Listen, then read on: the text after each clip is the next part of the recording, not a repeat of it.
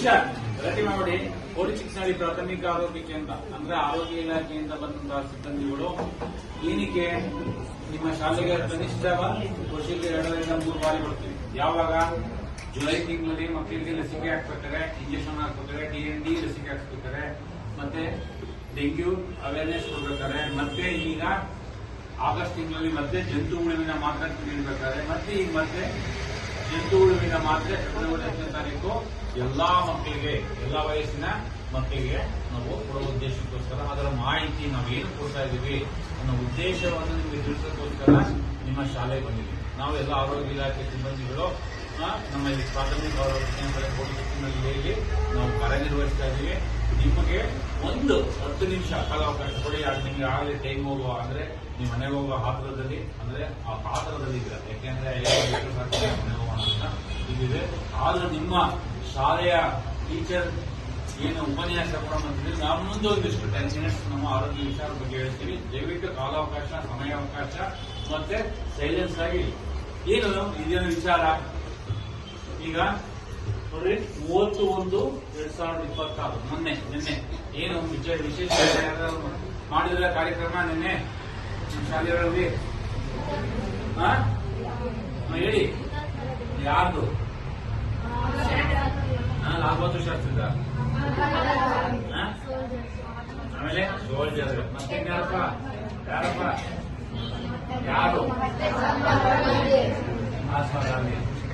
1948 ಇಸ್ವಿ 30 ಜನವರಿಯನ್ನು ಹುತಾತ್ಮರಾದ ದಿನ ಅವರ ನೆನಪಿನಾರ್ಥವಾಗಿ ನಾವು ಕಾರ್ಯಕ್ರಮಗಳನ್ನು ಹಮ್ಮಿಕೊಳ್ತಾ ಇದ್ದೀವಿ. ಯಾರು ಸಾರ್ವಜನಿಕ ಶಿಕ್ಷಣ ಇಲಾಖೆ ಮತ್ತು ಸಾರ್ವಜನಿಕ ಆರೋಗ್ಯ ಸಂಸ್ಥೆ ಎಲ್ಲಾ ಕಡೆ ಮಕ್ಕಳಿಗೆ ಅದರ ಬಗ್ಗೆ ಅರಿವು ಮೂಡಿಸೋಣ ಅಂತ.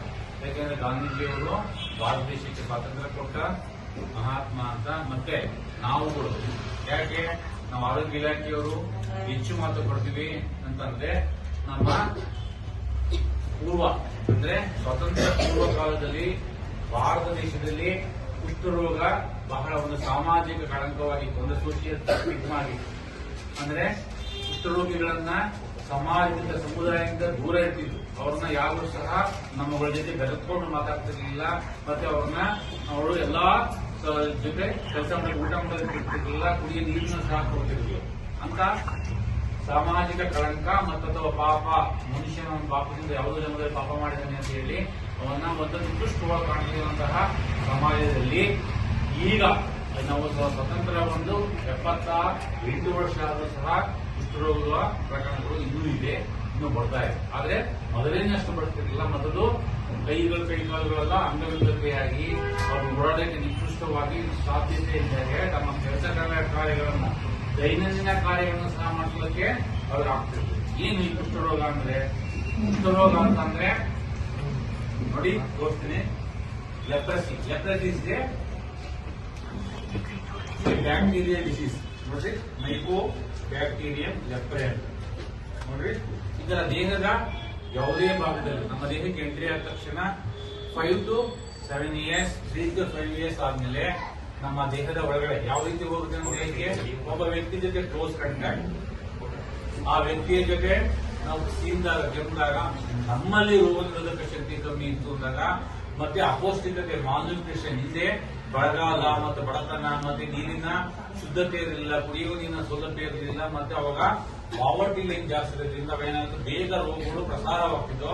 ಈ ರೀತಿ ನಮ್ಮ ದೇಹಗಳಲ್ಲಿ ನಮ್ಮ ಕುಟುಂಬದಲ್ಲಿ ಹೆಚ್ಚು ಜನಸಾಂದ್ರತೆ ಇತ್ತು. ಆ ಸಂದರ್ಭಗಳಲ್ಲಿ ರೋಗಿ ನಮ್ಮ ಕ್ಲೋಸ್ ಕಾಂಟ್ಯಾಕ್ಟ್ ಅಲ್ಲಿ ಇದ್ದಾಗ ಒಬ್ಬ ವ್ಯಕ್ತಿ ನಮ್ಮ ದೇಹಕ್ಕೆ ಶಾಖದ ಮೂಲಕ ಅಥವಾ ಸೀನುಗಳ ಮೂಲಕ ನಮ್ಮ ದೇಹಕ್ಕೆ ಎಂಟ್ರಿಯಾಗಿ ದೇಹದ ಯಾವುದೇ ಭಾಗದಲ್ಲಿ ಬಿಳಿ ವೈಟ್ ಪ್ಯಾಚಸ್ ಅಥವಾ ತಾಮ್ರವರ್ಣ ಕಾಪರ್ ಟೈಪ್ ತಾಮ್ರ ಬಣ್ಣದ ಮಚ್ಚೆ ಅಥವಾ ಮಾಸದ ಬಿಳಿ ಬಣ್ಣದ ಮಚ್ಚೆಗಳು ಯಾವುದೇ ಭಾಗದಲ್ಲಿ ಇತ್ತು ಅಂತಂದ್ರೆ ಅದಕ್ಕೆ ಸ್ಪರ್ಶ ಜ್ಞಾನವಿಲ್ಲದ ಮಚ್ಚೆ, sensation, loss of sensation, loss of hair, loss of sweating. ನೋಡಿ ಮುಖ ಈಗ ನಿಮ್ಮ ವಯಸ್ಸಿನ ನಿಮ್ಮ ಮಗು ಅದಕ್ಕೆ ಯಾರಿಗಾದ್ರೂ ಕಾಣಿಸ್ಕೊಂಡ್ರೆ ನಿಮ್ಮ ದೇಹದಲ್ಲಿ ಅದು ನಾವು ಸಸ್ಪೆಕ್ಟ್ ಲೆಪ್ರಸಿ ಕೇಸ್ ಅಂತ ದೃಢೀಕರಣ ಮಾಡ್ತೀವಿ. ಆಮೇಲೆ ವೈದ್ಯಕೀಯ ಚಿಕಿತ್ಸೆಯಿಂದ ನಾವು ಸಂಪೂರ್ಣವಾಗಿ ಗುಣಮುಖರಾಗಬಹುದು. ಮತ್ತೆ ಈ ಹಂತದಲ್ಲಿ ನಾವು ತೋರಿಸ್ಕೊಳ್ಳಿಲ್ಲ ಅಂದ್ರೆ ನೋಡಿ ಕಿವಿ ಮತ್ತು ಕಿವಿ ಭಾಗಗಳಲ್ಲಿ ಇಯರ್ ಲೋಬ್ಸ್ ಅಂತೀವಿ ಮತ್ತೆ ಮೂಗು ಮತ್ತೆ ಇದರ ಗಂಟುಗಳು ಕೈಗಳಲ್ಲಿ ಗಂಟುಗಳಾಗಿ ಅದನ್ನ ಸ್ಮಿಯರ್ ಮಾಡಿದಾಗ ಪರೀಕ್ಷೆ ಮಾಡಿದಾಗ ಅದರೊಳಗೆ ಈ ಲೆಪ್ರೆ ಬ್ಯಾಸಿಲೆ ಸುಮಾರು 5ಕ್ಕಿಂತ ಹೆಚ್ಚು ಕಾಣಿಸ್ಕೊಂಡಾಗ ಅದನ್ನು ನೋಡಿಕೊಂಡು ನಾವು ವಿಂಗಡಣೆ ಮಾಡಿಕೊಂಡು ಆ ರೋಗ ನಿರ್ಧಾರಿತವಾಗಿ ಅದಕ್ಕೆ MD ಅಥವಾ TB ನೋಡಿಕೊಂಡು 1 ವರ್ಷ ಕನಿಷ್ಠ 6 ತಿಂಗಳಿಂದ 1 ವರ್ಷ ಮಾತ್ರ ಕೊಟ್ಟು ಸಂಪೂರ್ಣವಾಗಿ ಅವ್ರನ್ನ ಗುಣಮುಖರಾಗಬಹುದು. ಆ ಉದ್ದೇಶದಿಂದ ದಯವಿಟ್ಟು ಈ ಲೆಪ್ರಸಿ ಅಂದ್ರೆ ಏನೋ ಲೆಪ್ರಸಿ ಇದ್ರೆ ಮೈಕ್ರೋ ಬ್ಯಾಕ್ಟೀರಿಯಲ್ ಡಿಸೀಸ್ ಅಥವಾ ಲೆಪ್ರೆ ಡಿಸೀಸ್, ಮತ್ತೆ ಯಾವುದೇ ಚರ್ಮ ಸಂಬಂಧಿತ ಕಾಯಿಲೆ ಸ್ಕಿನ್ ಡಿಸೀಸ್ ಅಂತ. ಇದು ದೇಹದ ಯಾವುದೇ ಯಾರಿಗಾರು ಬರ್ಬೋದು, ಯಾವ ಶ್ರೀಮಂತ ಬಡವಂತೇನಿಲ್ಲ. ಹೆಚ್ಚು ನಾವು ಹೈಜಿನಿಕ್ ಇಲ್ಲದೆ ಇರೋಂಥವು ಮತ್ತೆ ಹೆಚ್ಚು ಸ್ವಚ್ಛತೆ ಇಲ್ಲದೆ ಇರುವಂತಹ ಜಾಗಗಳಲ್ಲಿ ಬೇಗಾಡುತ್ತೆ. ಮತ್ತು ಯಾಕೆ ನಮ್ಮ ರಾಜ್ಯದಲ್ಲಿ ಲಕ್ಷಕ್ಕೆ 1 ಕೇಸ್ ಇರ್ತವೆ, ನಮ್ಮಲ್ಲಿ ಯಾವ ಪ್ರಕರಣಗಳಿಲ್ಲ. ಆದ್ರೆ ಏನು ನಮ್ಮ ರಾಜ್ಯಕ್ಕೆ ಬೆಂಗಳೂರು ನಗರದ ಪ್ರದೇಶಕ್ಕೆ ಬಿಹಾರ, ಜಾರ್ಖಂಡ್, ಛತ್ತೀಸ್ಗಢ ಈ ಕಡೆ ಎಲ್ಲಾ ರಾಜ್ಯಗಳಿಂದ ವಲಸೆ ಪಡ್ತಾ ಇದ್ದಾರೆ. ಆ ವಲಸಿಗರಿಂದ ನೊಮ್ಯಾಡ್ಸ್ ಇಂದ ನಮಗೆ ರೋಗ ಹರಡಬಹುದು ಅಂತ ಉದ್ದೇಶಕ್ಕೋಸ್ಕರ ಪ್ರತಿ ಶಾಲೆಗಳಲ್ಲಿ ಮಾಹಿತಿ ನೀಡ್ತಿದ್ದೀವಿ. ಅದನ್ನ ಹರಿದುಕೊಳ್ಳಿ. ಮತ್ತೆ ಏನು ಯಾವ ರೀತಿ ಹೇಳುತ್ತೆ, ಇದು ನಾವೇನು ನಾವು ಪ್ರಾರಂಭದಲ್ಲಿ 3 to 5 years ಅಲ್ಲಿ ಯಾವುದೇ ಏನು ಜ್ವರ ಬರಲ್ಲ, ಬೇರೆ ಏನಿದ್ರೆ ಲಕ್ಷಣ ಕಾಣಿಸ್ಕೊಳ್ಳಲ್ಲ, ಲಾಸ್ ಆಫ್ ಸೆನ್ಸೇಷನ್ಸ್ ಮತ್ತೆ ನಮಗೆ ಕೈಗಳಲ್ಲಿ ಪೆಂಡನ್ ಅನಿಸಿದ್ರೆ ಈ ಫೋಲ್ಡ್ ಮಾಡೋಕ್ಕಾಗಲ್ಲ, ಈ ರೀತಿ ಇರ್ಬೇಕು. ಅದನ್ನ ನಾವು ಉದಾಸೀನ ಮಾಡ್ಕೊಂಡ್ರೆ ನಮ್ಮ ದೇಹವನ್ನೇ ಚಲಿಸ್ಕೊಂಡು ಒಂದು ಗುಂಡಿ ಬಟನ್ ಹಾಕೊಳಕ್ಕಾಗಲ್ಲ, ನಮ್ಮ ತಲೆ ಬಾಚ್ಕೊಳಕ್ಕಾಗಲ್ಲ ಅಥವಾ ಬೆಂಡ್ ಇಟ್ಕೊಂಡು ಬರೆಯೋಕ್ಕಾಗಲ್ಲ. ನಿಮ್ಮ ದೈನಂದಿನ ಕೆಲಸಗಳನ್ನ ಯಾವುದೇ ಕೆಲಸವನ್ನ ಮಾಡೋದಿಕ್ಕಾಗಲ್ಲ. ಅಂದ್ರೆ ಪರ್ಮನೆಂಟ್ ಆಗಿ ಅಂಗವಿಕಲ ದೇಹಕ್ಕೆ ಜೀವಹಾನಿ ಆಗೋದು, ಪ್ರಾಣ ಕಳ್ಕೊಳ್ಳೋದು ಈ ರೀತಿ ಆಗೋದು ಅಷ್ಟೇ. ಮತ್ತೆ ಈಗ ಫೆಬ್ರವರಿ 10ನೇ ತಾರೀಕು ನಾವು ಎಲ್ಲಾ ಶಾಲಾ ಕಾಲೇಜುಗಳಲ್ಲಿ ಎಲ್ಲಾ ಮಕ್ಕಳಿಗೆ ನಾವು ಜಂತು ಹುಳುವಿನ ಮಾತ್ರೆ ಕೊಡ್ತೀವಿ. ಆ ಜಂತು ಹುಳುವಿನ ಮಾತ್ರೆ ಯಾಕೆ ಕೊಡ್ತೀವಿ ಅಂದ್ರೆ ಗ್ರಾಮೀಣ ಭಾಗದಲ್ಲಿ ಇರಬಹುದು, ನಗರ ಪ್ರದೇಶದಲ್ಲಿ ಇರಬಹುದು ಮಕ್ಕಳು ನಾವು ಈಗ ಇತ್ತೀಚಿನ ಮಕ್ಕಳುಗಳು ನಾವು ರಕ್ತಹೀನತೆಯಿಂದ ಬರ್ತಾ ಇರ್ತೀವಿ. ಭಾರತದಲ್ಲಿ 70% ಆಫ್ ದಿ ಮಕ್ಕಳು, ಹೆಣ್ಮಕ್ಳಾಗಿರ್ಬೋದು ಗಂಡು ಮಕ್ಕಳಾಗಿರ್ಬೋದು ರಕ್ತಹೀನತೆ ಅಂದ್ರೆ ಅನಿಮಿಯಾ. ರಕ್ತಹೀನತೆ ಬಿಲೋ HP ಹಿಮೋಗ್ಲೋಬಿನ್ 11% ಕಮ್ಮಿ ಇರ್ತವೆ.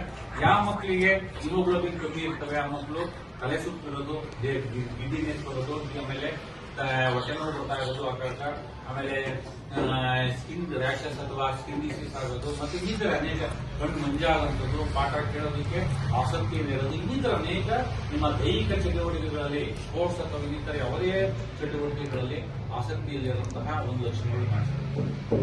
ಮತ್ತೆ ಏರ್ ಫಾಲ್ ಇರ್ಬೋದು, ಈ ರೀತಿಯ ಅನೇಕ ಒಂದಕ್ಕೊಂದು ಆಪರ್ಚುನಿಟೀಸ್ ಅಂತ ಹೇಳ್ತೀವಿ. ಅಂದ್ರೆ ಸಾಂಕ್ರಾಮಿಕ ರೋಗಗಳು, ಬೇಗ ಡೆಂಗ್ಯೂ ಅಟ್ಯಾಕ್ ಆಗ್ಬೋದು, ಬೇಗ ವೈರಲ್ ಡಿಸೀಸ್ ಆಗ್ಬೋದು, ಬೇರೆ ಇನ್ನಿತರ ಯಾವುದು ಆ ಸಂದರ್ಭಕ್ಕೆ ತಕ್ಕಾಗಿ ಸೀಸನಲ್ ಆಗಿ ಬರುವಂತಹ ಸಂದರ್ಭಕ್ಕೆ ತಕ್ಕಾಗಿ ರೋಗಗಳು ನಮಗೆ ದಾಳಿ ಮಾಡಬಹುದು.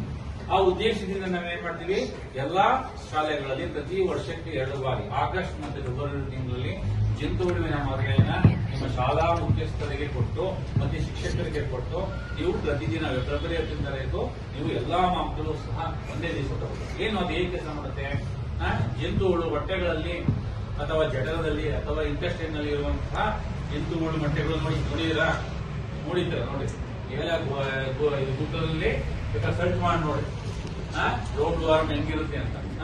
ಈ ರೀತಿ ಜಂತುಗಳು ನಾವು ತಿನ್ನುವ ಆಹಾರವನ್ನ 50% ಆಹಾರವನ್ನ ನೋಡಿ ಇಂಟೆಸ್ಟೈನ್ ಇರ್ತವೆ. ತಿನ್ನುವ ಆಹಾರವನ್ನ ಅವು 50% ಅವೇ ಅಬ್ಸಾರ್ಪ್ಷನ್ ಕೊಡ್ತಾ ಇರ್ತವೆ. ರಕ್ತದಲ್ಲಿ ನಾವೇನ್ ತಿಂತೀವಿ ಆಹಾರವನ್ನ, ಆ ತಿನ್ನುವ ಆಹಾರ ಏನ್ ಮಾಡ್ತೇವೆ, ಜೀರ್ಣಕ್ರಿಯೆಯಾಗಿ ಬ್ಲಡ್ ಅಲ್ಲಿ ಸರ್ಕ್ಯುಲೇಷನ್ ಆಗ್ತಾ ಇರ್ತವೆ. ಆಹಾರವನ್ನ ಅವೇ ಇಟ್ಕೊಂಡು ಇಲ್ಲಿ ನಿಶಕ್ತಿ ಮಾಡ್ತಾ ಇರ್ತವೆ, ರಕ್ತಹೀನತೆ ಉಂಟು ಮಾಡ್ತಾ ಇರ್ತವೆ. ಮತ್ತೆ ಇನ್ನಿತರೆ ಕರೆಕ್ಟ್ ಆಗಿ ಹೆಣ್ಮಕ್ಳಿಗೆ 18 ವರ್ಷ 16 ವರ್ಷ ಮೇಲ್ಪಟ್ಟ ಹೆಣ್ಮಕ್ಳಿಗೆ ಮೆನ್ಸ್ಟ್ರುಯೇಷನ್ ಪ್ರಭಾವ ಬೀರುತ್ತೆ. ಈ ರೀತಿ ಅನೇಕ ತೊಂದರೆಗಳು ಉಂಟು ಮಾಡೋದ್ರಿಂದ ನಿಮಗೆ ಸಾಕಷ್ಟು ಅವೇರ್ನೆಸ್ ಇರಬೇಕು. ಮತ್ತೆ ಏನ್ ಮಾಡಬೇಕು, ಶೌಚಾಲಯಗಳೇ ಅಂದ್ರೆ ನಾವು ವಾಶ್ರೂಮ್ಗಳನ್ನ ಬಳಸಿದ ತಕ್ಷಣ ಕೈಗಳನ್ನ ಚೆನ್ನಾಗಿ ಸೋಪ್ ಕೈಗೊಳ್ಳಬೇಕು. ಮತ್ತೆ ಊಟ ಮಾಡೋಕ್ಕಿಂತ ಪ್ರತಿ ಬಾರಿ ಊಟ ಮಾಡೋದಕ್ಕಿಂತ ಮುಂಚೆ, ಪ್ರತಿ ಬಾರಿ ಏನಾದರೂ ತಿನ್ನೋಕ್ಕಿಂತ ಮುಂಚೆ ಅದು ನಾವು ಕೈಗಳನ್ನ ಚೆನ್ನಾಗಿ ಸ್ವಚ್ಛ ಮಾಡಬೇಕು. Hand washing must cleanly proper. ಆಮೇಲೆ ನೀವು ಮನೆಗೆ ತರಕಾರಿಗಳನ್ನ ಬಳಸ್ತಿರಲ್ಲ, ತರಕಾರಿಗಳನ್ನು ಹೊರಗಡೆ ಎಲ್ಲೂ ಬೆಳೆದಿರ್ತವೆ, ಹೈಜಿನಿಕ್ ಆಗಿ ಬೆಳೆದಿರೋಲ್ಲ. ನಾವು ಉಪಯೋಗಿಸಿದಂತಹ ಮಲ ವಿಸರ್ಜನೆ ನೀರು ಹೊರಗಡೆ ಔಟ್ ಆಫ್ ನಾವು 50 ಕಿಲೋಮೀಟರ್ ದೂರದಲ್ಲಿ ನಾವು ಬಳಸಿದಂತಹ ಬೆಂಗಳೂರು ನೀರು ಇರ್ಬೋದು, ಆ ಕಡೆ ಹೊಸಕೋಟೆ ನೀರು, ಎಲ್ಲ ಕಡೆ ಯಾವ ನೀರು ಶುದ್ಧ ನೀರು ಬೆಳೆದಿರಲ್ಲ, ಕೆರೆ ಕಟ್ಟೆಗಳು ಬೆಳೆದಿರಲ್ಲ. ಆ ನೀರಿನಲ್ಲಿ ಅಂದ್ರೆ ಅಂಡರ್ ಗ್ರೌಂಡ್ ಹತ್ತಲ್ಲಿ ಬೆಳೆದಿರುವಂತಹ ಒಂದು ಕ್ಯಾರೋಟ್ ಇರ್ಬೋದು ಅಥವಾ ಮೂಲಂಗಿ ರ್ಯಾಡಿಶ್ ಇರ್ಬೋದು, ಅಥವಾ ಗೆಣಸು ಇರ್ಬೋದು, ಅಥವಾ ಆಲೂಗೆಡ್ಡೆ ಇರಬಹುದು, ಅಥವಾ ಸೊಪ್ಪಿರ್ಬೋದು. ಆ ತರಕಾರಿನಲ್ಲಿ ನಾವು ಮಲವಿಸರ್ಜನೆ ತಿಳಿದಿದ್ದ ಯಾವುದೇ ಆಹಾರಗಳಲ್ಲಿ ಸೇರ್ಕೊಳ್ಳುವಂತಹ ಅಂಶಗಳು ಆ ಮೊಟ್ಟೆಗಳು ಸಹ ಹೊಂದಿರ್ತವೆ. ನಾವು ಮನೆಗೆ ಬಳಸಿದ ತಕ್ಷಣ ನಿಮ್ಮ ಮನೆಯ ತಾಯಂದಿರು, ನಿಮ್ಮ ಅಡಿಗೆ ಮಾಡುವಂತಹ ತಾಯಂದಿರು ಅಥವಾ ಯಾರೋ ನಿಮ್ಮ ಮನೆಯಲ್ಲಿ ಪ್ರಿಪೇರ್ ಮಾಡುವಂತವರು ಸರಿಯಾಗಿ ಸ್ವಚ್ಛತೆ ಮಾಡ್ಕೊಳ್ಳಲ್ಲ, ಕ್ಲೀನಿಂಗ್ ಮಾಡ್ಕೊಳ್ಳಲ್ಲ. ಮನೆಗೆ ತಂದ ತಕ್ಷಣ ಅದನ್ನ ಉಪ್ಪಿನ ದ್ರಾವಣ ಕನಿಷ್ಠ 10 ನಿಮಿಷ ಉಪ್ಪಿನ ದ್ರಾವಣದಲ್ಲಿ ಚೆನ್ನಾಗಿ ತೊಳೆದು ಅಥವಾ ಬಿಸಿ ನೀರಲ್ಲಿ ತೊಳೆದು ಬಳಸುವಂತಹ ಒಂದು ಅಭ್ಯಾಸವನ್ನು ರೂಢಿ ಮಾಡಬೇಕು. ನಿಮ್ಮ ತಂದೆ ತಾಯಂದಿರಿಗೆ ತಿಳಿಸಬೇಕು. ಮತ್ತೆ ನೀವು ಅಷ್ಟೇ ಹೊಟ್ಟೆ ಹಸ್ತಿರ್ತಾರ, ನಿಮ್ಮ ಮನೇಲಿ ಬಿಸಾಕ್ತಿರ್ತಾರ, ಹೋಗಿ ಬಾಯಿಗೆ ಹಚ್ಕೊಂಡು ತಿನ್ನುವಂಥದ್ದು, ಹಾಗೆ ಕೈ ತೊಳೆದಿರಲ್ಲ, ಆ ರೀತಿ ತೊಳ್ಕೊಂಡು ತಿಂದಾಗ ದೇಹಕ್ಕೆ ನೇರವಾಗಿ ನಮ್ಮ ಜಠರ ಅಥವಾ ಇಂಟೆಸ್ಟೈನ್ ಸೇರಿಕೊಂಡು ರಕ್ತಹೀನತೆ ಅಥವಾ ಅಲ್ಲಿ ಒಂದು ಇನ್ಫೆಸ್ಟೇಷನ್ ಒಂದಕ್ಕೆ ಡಬಲ್ ಆಗಿ ಬೆಳೆಯುವಂತ ಸಾಧ್ಯತೆ ಇರುತ್ತೆ. ಅದು ಹೇಗೆ ಅಂದ್ರೆ ಮಲ್ಟಿಪ್ಲಿಕೇಶನ್ ಜಾಸ್ತಿ ಆಗುತ್ತೆ. ಒಂದಿದ್ದು 100 ಆಗ್ಬೋದು, 100 ಇದ್ದಿದ್ದು ಆಗ್ಬೋದು. ನೋಡಿ, ಡಾಕ್ಟರ್ ಪರೀಕ್ಷೆ ಮಾಡಿದಾಗ ನೋಡ್ರಿ 100ಕ್ಕಿಂತ ಜಾಸ್ತಿ ಇರ್ತದೆ ಒಂದು ಇನ್ಫೆಸ್ಟೇಷನ್. ತುಂಬಾ ಪದೇ ಪದೇ ಹೊಟ್ಟೆ ನಾವು ಕಾಣಿಸ್ಕೊಳ್ತಾ ಇರ್ತದೆ. ನೋಡಿ, ಕಾಣ್ತಾ ಇದೆಯಾ? ನೋಡ್ರಿ, ಕಾಣಲ್ಲ. ನೀವು ನೋಡ್ರಿ, ನೀವು ಉದ್ದ ಸರ್ಚ್ ಮಾಡ್ಕೊಡ್ರಿ, ಈ ರೀತಿಯ ಜಾಸ್ತಿ ಇರ್ತವೆ. ಆದ್ರಿಂದ ನಾವು ಎಸ್ಪೆಷಲಿ ಹೆಣ್ಮಕ್ಳು ಗಂಡ್ಮಕ್ಳು ಹೇಳ್ತಾ ಇದೀನಿ, ಜಂಕ್ ಫುಡ್ ಸೇವನೆ ಮಾಡೋದು. ಹೊರಗಡೆ ಏನ್ ತಿಂತೀರಾ? ಸ್ಟಾರ್ಟ್ಅಪ್ ಹೋಗ್ತೀರಾ, ಹೋಟ್ಲು ಹೋಗ್ತಾ ತಕ್ಷಣ ಗೋಬಿ ಮಂಚೂರಿ, ಪಾನಿಪುರಿ, ಅಲ್ಲಿ ಫುಟ್ಪಾತ್ ಮೇಲೆ ಮಾಡ್ತಾರಲ್ಲ, ಅವ್ನು ಸ್ವಚ್ಛತೆ ಇರಲ್ಲ, ಯಾವನಿಗೆ ಬರ್ಸಿರ್ತಾನ, ಪೀಕೋ ಬರೋದು ಮುಗ್ತಾರ, ಅವ್ನು ಸ್ವಚ್ಛತೆ ಇದ್ದಾಗ ಅವನಿಗೇನಾರ ಗೋಮೂತ್ರ ಇನ್ಫೆಸ್ಟೇಷನ್ ಆಗಿ ನಿಮ್ಗೆ ಬೇಗ ಸ್ಪ್ರೆಡ್ ಆಗುತ್ತೆ. ಈ ರೀತಿಯ ಮತ್ತೆ ಮದುವೆ ಮನೆಗಳಲ್ಲಿ ತರಕಾರಿಗಳ ಸ್ವಚ್ಛತೆ ಮಾಡೋದಿಲ್ಲ, ಶುಭ ಸಮಾರಂಭಗಳಲ್ಲಿ ತರಕಾರಿ ಸ್ವಚ್ಛತೆ ಮಾಡ್ಕೊಳ್ಳಿಲ್ಲ ಅಂದಾಗ ನಮಗೆ ನೇರವಾಗಿ ಕೊಡೋದ್ರಿಂದ ನಾವು ಜಂತು ಹುಳುವಿನ ನಿವಾರಣೆಗೋಸ್ಕರ ನಾವು ಕೊಡುವ ಈ ಆಲ್ಬೆಂಡಜೋಲ್ ಮಾತ್ರೆಯನ್ನ ನೀವು ತಪ್ಪದೆ ತೆಗೆದುಕೊಂಡು ನಮ್ಮ ಆರೋಗ್ಯವನ್ನು, ನಿಮ್ಮ ಆರೋಗ್ಯವನ್ನು ಕಾಪಾಡೋದ್ರ ಜೊತೆಗೆ ನಮ್ಮ ಆರೋಗ್ಯ ಇಲಾಖೆಯ ಕಾರ್ಯಕ್ರಮಕ್ಕೆ ಸಹಕರಿಸಬೇಕು ಅಂತ ಹೇಳಿದ್ರೆ ಇಷ್ಟು ವಿಷಯ ಮಾತನಾಡಕ್ಕೆ ನಿಮ್ಮ ಶಾಲೆಯ ಮುಖ್ಯಸ್ಥರು ಕೇಳಿಕೊಂಡಾಗ ನೀವು ಅವಕಾಶ ಕೊಟ್ಟಿದ್ದಾರೆ ಸರ್, ಮತ್ತೆ ಮೇಡಮ್, ಮತ್ತೆ ನಿಮಗೆಲ್ಲರಿಗೂ ನೀವು ಸಮಯವನ್ನು ಕೊಟ್ಟಿದ್ದಾರೆ. ಎಲ್ಲರಿಗೂ ವಂದನೆಗಳನ್ನು ಹೇಳ್ತಾ ನನ್ನ ಮಾತನ್ನು ಮುಕ್ತಾಯಗೊಳಿಸ್ತೀನಿ.